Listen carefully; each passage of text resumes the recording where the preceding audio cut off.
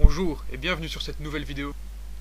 Aujourd'hui on va parler de la fabrication et du mode de fonctionnement de ce nid en béton cellulaire.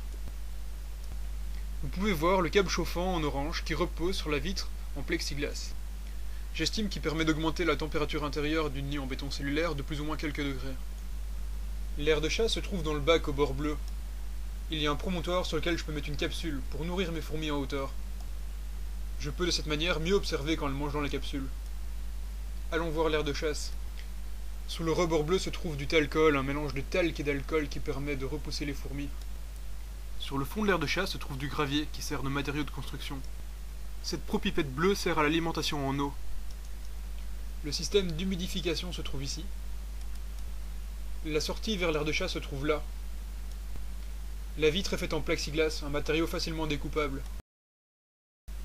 Cette vitre est simplement maintenue par des ailes. J'ai vissé les vis directement dans le béton cellulaire sans utiliser de cheville. La réserve d'eau pour l'humidification est fabriquée avec le fond d'une boîte de lait. C'est facile à remplir de cette manière. On termine avec le système anti-vibration. Le nid repose entièrement sur de la mousse synthétique.